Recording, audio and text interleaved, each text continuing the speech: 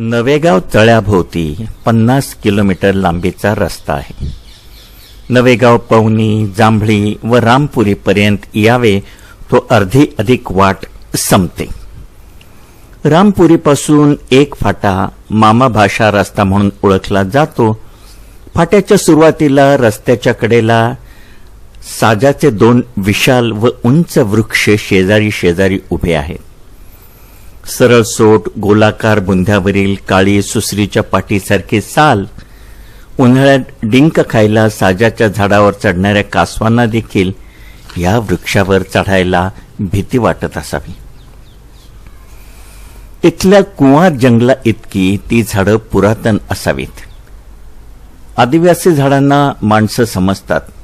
या 2 वृक्षांकडे पाहून त्यांना वाटते की जंगलातल्या आदिम वाटेनं भाचा आपल्या मामाबरोबर चाललाय आणि ती झाडं आता गेल्या शतकापासून उभी आहेत. या रस्त्यानं थोडं आत गेलं की निळ्या हिरव्या डोंगराच्या पार्श्वभूमीवर विशाल नवेगाव तळ दिसू लागतं.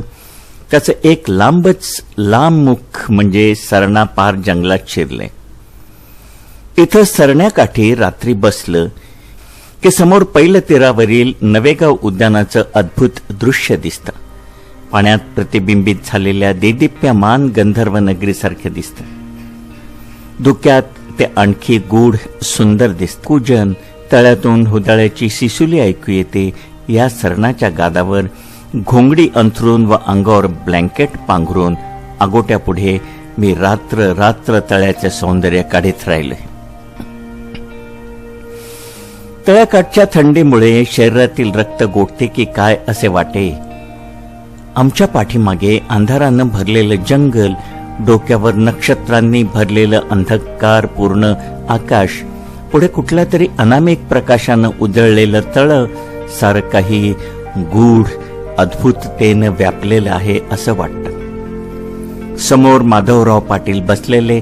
अशा थंडीत सुद्धा त्यांच्या अंगावर शर्ट धोत्राशिवाय दुसरं काही नाही. असा हा सहनसिद्ध माणूस आगोट्यापुढे हसत मुखाने बसलेला. हिवाळ्यातल्या जीवघेण्या थंडीतल्या अंधाऱ्या तर कधी उजेडी रात्री इथं पाटील, डोमा, झोलबा, ढिवर आणि मी बसून काढले आहेत. आज अशीच उजेडी म्हणजे चांदणी रात्र होती. पुन्हा 1-2 दिवसार असेल. जणू तळ्यातून चंद्र उगवावा तसा तो हळूहळू वर आला. त्याच्या शांत शीतल बिंबाच्या प्रकाशाचा लांबच्या लांब स्तंभ पाण्यात आरपार पडला आणि ही सोनेरी वाट सरण्यापासून पार चंद्रापर्यंत पोचलेली. त्या दृश्याकडे मी पाहत होतो. पाटील, कशी ही वाट? वाटतं की चालत चालत त्या चंद्र माधवीच्या देशात जावं. हो जी, खूप सुंदर आहे. अशाच वाटेनं जाणाऱ्या एका सांबराची गोष्ट आठवली. कुठली? इथलीच, या चांदमारी सरण्यातली. चांदमारी? मोठं अजब सुंदर नाव आहे, मी मनात म्हटलं. सुंदरता आणि मरणाचं इतकं संमिश्र नाव क्वचितच कुठं ऐकायला मिळतं. कसं पडलं ते नाव? सांगतो, ऐका. आगेटातल्या धुराचा लोट त्यांच्या रोखानं जात होता. त्यांनी जळती लाकडं हलवली, राख झाडली, पुन्हा नीट सारली, आगोट्याने पेट घेतला. त्या नारंगी प्रकाशात त्यांचा चेहरा धीर गंभीर वाटला. हरवलं ते आता पुन्हा गवसणार नाही याचा भाव त्यांच्या मुखावर होता आणि ते पुढे सांगू लागले. साहेब, हा सरणा पूर्वी सांबराचा सर म्हणून ओळखला जाई. इथून हळीच्या अंतरावर गंपी व रांजी टोला ही रिठी म्हणजे उठलेली गावठाणं आहेत. त्या काळात ही नांती होती. नवेगाव पार्कातील झंकारगोंदीवरून झेंडा पहाड व काटेथुबाच्या जंगलातून सांबर मामा भाषाच्या वाटेनं तळ्यावर पाणी पिण्यासाठी येतं. रामपुरीच्या महाजनाच्या शेतावरच्या मुंड्यावरून 20-25 सांबरं निर्धास्तपणे तळ्याकडे जातानाचं दृश्य इथल्या गावकऱ्यांना नवीन नव्हतं. तळ्याच्या मेरेनं घनदाट जंगल होतं. तिथं मुशान गवत माजलं होतं. पुरुषभर उंचीपेक्षाही मोठं. सांबरांना ते खूप आवडायचं. सांबरांचा कळप पाण्याकडे जाताना दिसायचा नाही, फक्त बावऱ्या सांबरींच्या मान व डाकाची शिंग तेवढी दिसायची.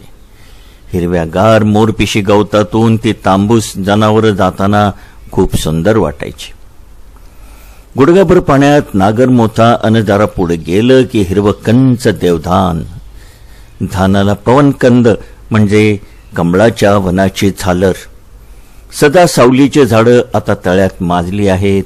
ती 10-12 वर्षापूर्वी इथं नव्हती. तसं ती चांगली वनस्पती नाही, त्यात साप आश्रयाला राहतात. धाडसी ढिवर देखील पावसात तिथं जायला घाबरतात. बाबाजी म्हणजे माझे वडील इथं अधूनमधून एखादा ढाक बंदुकीने टिपत, पण त्यामुळे सांबर कधी कमी झाली नाहीत की ती पाण्यावर यायची बंद झाली नाहीत. ते दिवस होते गिमाचे. गिमा म्हणजे उन्हाळ्याचे. मुशान गवताचं बुडकं तेवढं दिसायचं. सरणा दिवसेंदिवस पुढं सरत होता. भुशीर उघडं पडत होतं. फसण लांबत होती. चांदण्या रात्रीला बऱ्याच उशिरा एक ताणलेला 12 ढेऱ्याचा कुसऱ्या ढाक पाण्याकडे आपल्याच मस्तीने चालला होता आणि बाबाजीने त्याच्यावर गोळी झाडली. त्यांचा नेम पक्का होता. खरं म्हटलं तर तो खाली कोसळला पाहिजे होता, पण तसं झालं नाही. दुसरी तिसरी गोळी झाडली. तो उभाच्या उभाच. जेव्हा 20-25 गोळ्यांच्या फैरीनंतरही तो खाली पडला नाही, तेव्हा मात्र बाबाजींना भीतीनं खांब फुटला. वाटलं, हा काय प्रकार? भुताटकी तर नव्हे. ते मोठे धाडसे शिकारी पण त्या प्रसंगानं मनातून चरकले. पण तेव्हा बघा, आम्ही रामपुरीतच राहत असू. ते घरी उदासपणे परतले. खांद्यावरची बंदूक कुंडीला अडकवली. पलंगावर बसले आणि पुढे उभ्या असलेल्या जनू आवारीला, त्यांच्या शिकारी साथीदाराला म्हणाले, जनूदा, तुला भुताईच्या लोटण्याची याद आहे ना? पैजी पाटील. बाबाजीच्या डोळ्यापुढे ती सारी भुताईची लोटण्याची चित्रकथा रात्रभर येत असावी. भुताईचं लोटण म्हणजे काय? कुठं आहे ती? मी घाईतच विचारलं. सांगतो. भुताईचं लोटण इथं रामपुरी जवळच जंगलात आहे. हिला या लोटणावर मस्त ठाक चिखला तोळायचा. तिथं कुणी सांबराची शिकार करीत नसत. का बरं? एक तर तिथं सांबराला गोळी लागत नाही. गोळी लागल्यासारखे वाटलं तरी जनावर मरत नाही. आमच्या घरी हगरू ढिवर होता. बाबाजी बरोबर शिकारीला जायचा. त्याला आम्ही मेहर म्हणायचो. त्याला रायफल व बंदूक चांगली चालविती येत असे. नेमही पक्का. बाबाजी मात्र तिथं कधी चुकूनही शिकारीला गेले नव्हते. मेहर मात्र 2 काळजाचा माणूस. तो भुताईच्या लोटणावर एकदा बाबाजींच्या नकळत शिकारीला गेला.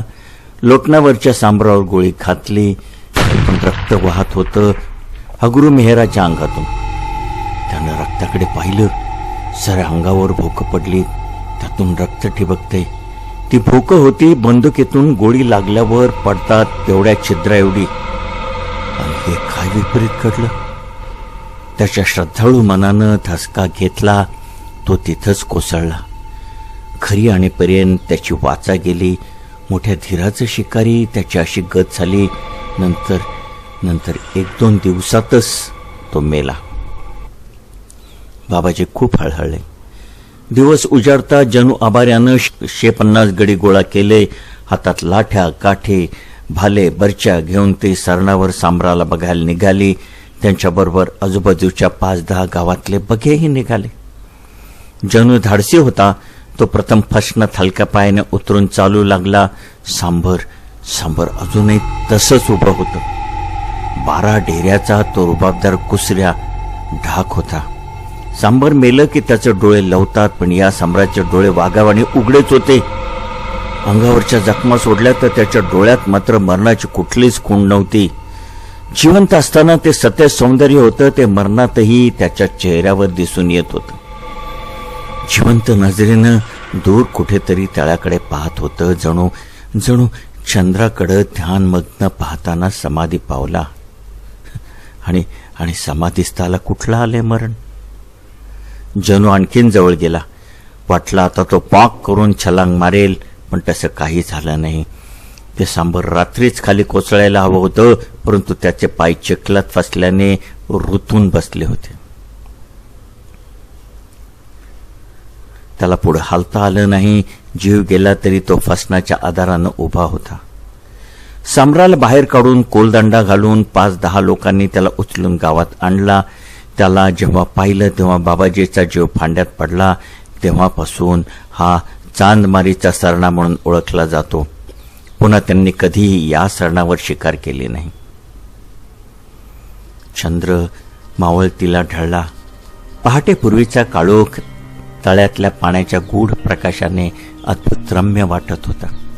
सुंदर बटवे म्हणजे कॉमन टील रानपक्कांना जाग आली होती. त्यांचं गोड कुजन ऐकू येत होतं. पाण्यात प्रतिबिंबित झालेल्या गुरुशुक्राच्या जोडीनं मी पाहत होतो. पाटील आगेट्यातली लाकडं हलवून त्यावरची राख झाडून पुन्हा पेटवीत होते. आगेटा पुन्हा पेटला. माझ्या अंगावरचं ब्लँकेट दवानं पूर्ण ओलं झालं होतं. अंगात ऊब यावी म्हणून मी आगेट्याच्या अगदी जवळ सरकलो. नारिंगी ज्वाला देखील त्या थंडीनं शीतल वाटत होते. हळूहळू पाण्यावर धुके धरू लागले. बघता बघता तळेच दिसेनासे झाले. समोर एक स्वप्नभूमी उभी होती. त्यातून येणाऱ्या सूर्यनारायणाच्या किरणांनी तळ्यावर एक अपार्थिव दृश्य अवतरलं होतं. मी अंतर्मुख होऊन समोरच्या ज्वालेकडे पाहत होतो. साहेब, आता निघूया गावाकडे, पाटील म्हणत होते. हो, चलूया, मी म्हणालो.